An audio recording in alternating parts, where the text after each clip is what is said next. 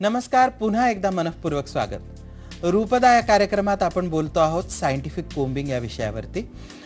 आणि जसं मी तुम्हाला सांगितलं होतं, सायंटिफिक कोम्बिंग करण्यासाठी आपल्याला जाड आणि बारीक असे दाते असलेला कंगवा वापरायचा आहे। हा कंगवा बघा, एका बाजूचे दात जाड आहेत, दुसऱ्या बाजूचे बारीक आहेत। दुसरी महत्त्वाची सूचना, तुमच्या कंगव्याचे दाते खूप शार्प नकोत। हे जरा कमी शार्प असले म्हणजे केसांमधनं फिरवताना किंवा टाळूवर फिरवताना लिटरली त्याने इंजुरी व्हायला नको, म्हणून ते खूप शार्पही नकोत आणि पूर्णपणे ब्लंटही नसायला हवेत। आता सायंटिफिक कोम्बिंग विषयी मी जसं तुम्हाला सांगितलं होतं की कंगवा फिरवताना सहसा एक छोट्या सेगमेंटमध्ये फिरवला जातो आणि मग नंतर केस कोरडे असतात। या केसांमध्ये बघा, ड्राय केस आपल्या समोर आहेत आणि जेव्हा कंगवा मी फिरवतोय तेव्हा पहिला सेगमेंट बघा, इथे कंगवा अडकला, इथून बघा परत कंगवा इथे अडकला, इकडून पाहिलं परत कंगवा इथे अडकला। याचा अर्थ इथपर्यंत नॅचरल कोम्बिंग होत आहे आणि त्याच्यानंतर केस धरून खालनं विंचरले जात आहेत आणि म्हणून खालचे केस कोरडे आहेत, कंगव्यामध्ये अडकत आहेत आणि बघा हा गुंता केस तडतडावायला लावतोय। असे जेव्हा कोरडे केस असतात तेव्हा ते डायरेक्टली जर कोम्बिंगला घेतले तर त्याच्यामुळे केसांचं जास्त प्रमाणात नुकसान होऊ शकतं। आणि म्हणून मला असं सांगायचं असतं की जेव्हा केसांचे टोकं कोरडी होऊन खराब झालेली असतात तेव्हा स्ट्रेंथ अँड शाईन सिरम लावल्याशिवाय केस कधीही विंचरू नका। स्ट्रेंथ अँड शाईन सिरममुळे केस तेलकट होणार नाहीत आणि सिरममुळे विंचरायलाही त्रास होणार नाही।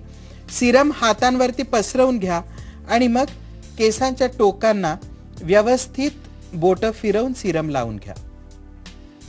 जेव्हा तुम्ही केसांना सिरम लावून घेता, सिरम लावल्यानंतर केस गुंतण्याचं प्रमाण झपाट्यानं कमी होतं, केसांवरती शाईन येतो आणि त्याहून महत्त्वाचं, केस ओढल्या जात नाहीत, केस तुटत नाहीत आणि हात त्याच्यामधनं सहसा चांगल्या पद्धतीनं फिरत राहतो। याचप्रमाणे जेव्हा आपण कंगवा फिरवणार आहोत तेव्हा बघा, पहिल्यांदा जाड बाजूने आपण विंचरूयात, कंगवा एका स्ट्रोकमध्ये पूर्ण फिरतोय।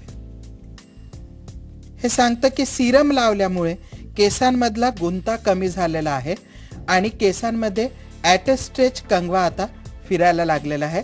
कंगवा अडकण्याची प्रक्रिया इथे थांबलेली आहे।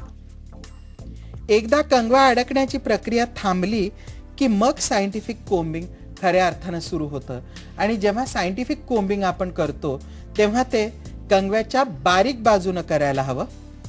सगळ्यात पहिल्यांदा हेअरलाईन पासून आपण मागल्या बाजूला कोम्बिंग करणार आहोत। कंगवा फिरवताना एक गोष्ट अतिशय महत्त्वाची आहे, ती लक्षात घ्या। जेव्हा आपण कंगवा केसांमधनं फिरवतो त्यावेळेला हा असा फिरवत जातो आणि मागे आपण असे सरळ येतो, ज्यामुळे केस विंचरले जातात पण संपूर्ण टाळूला व्यायाम होत नाही।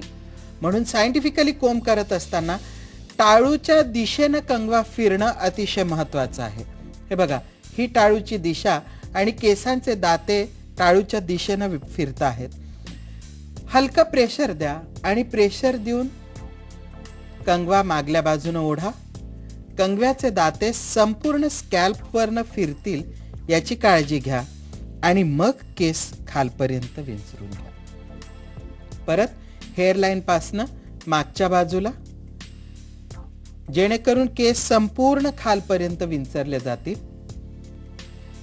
या सायंटिफिक कोम्बिंग मध्ये एक अतिशय महत्त्वाची गोष्ट लक्षात घ्या की कंगवा असा झपाट्यानं भराभर फिरवायचा नाही आहे, त्याने केस डॅमेज होतील।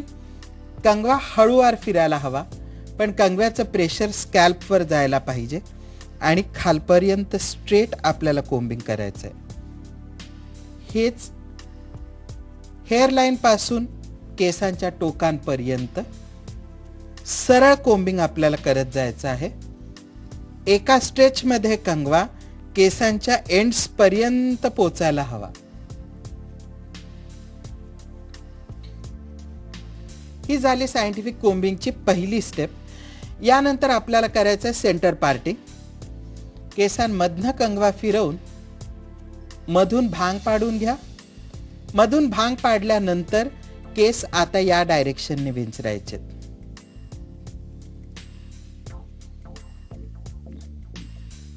दोन्ही बाजूंना आपल्याला या पद्धतीने विंचरायचं आहे. कंगवा फिरवत असताना कंगव्याचे दाते स्कॅल्पवर घासून जातील याची आपल्याला काळजी घ्यायची आहे आणि वरपासून खालपर्यंत एकच कंगवा आपल्याला फिरवत जायचा आहे. हे पार्टिंग आपण खालपर्यंत घेणार आहोत आणि पूर्ण केसांमधनं हा कंगवा शेवटपर्यंत फिरवत जाणार आहोत. या दुसऱ्या स्टेप नंतर आपल्याला आता हे संपूर्ण केस एका बाजूला घ्यायचे आहेत. महत्वाची गोष्ट लक्षात घ्या की केस जेव्हा आपण एका बाजूला घेतो तेव्हा या बाजूला सहसा कोम्बिंगच झालेलं नसतं आणि इथे गुंत्याचं प्रमाण सगळ्यात जास्त असतं. म्हणून परत थोडंसं सिरम घ्या आणि थोडंसं सिरम घेऊन इकडच्या केसांवरती ते हातांवर पसरवून हळुवारपणे पसरवून घ्या. एकदा तुम्ही सिरम व्यवस्थित वापरलं की लॉंग टर्म तुम्हाला हेच परत परत वापरायला लागणार नाही. इथनं या बाजूनं तुम्ही कोम्बिंग करत चला आणि ॲट अ स्ट्रेच शेवटपर्यंत कंगवा ओढा. कंगव्याचे दाते पूर्णपणे स्कॅल्पवरनं फिरता आहेत याची काळजी घ्या. तुमच्या असं लक्षात येईल की केसांवरती शायनिंग आणि ग्लो पण यायला लागलेला आहे, पण केस तेलकट होऊन चिटकत नाहीयेत.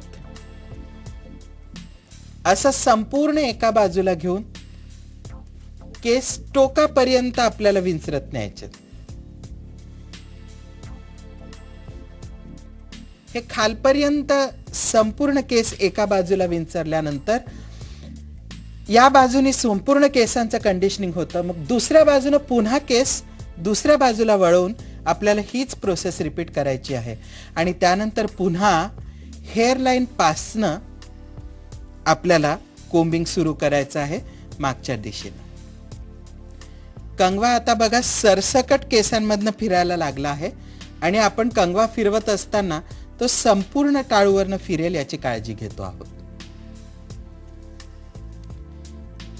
केस अजिबात न गुंतता कंगवा त्याच्यामधनं फिरत जातो आहे.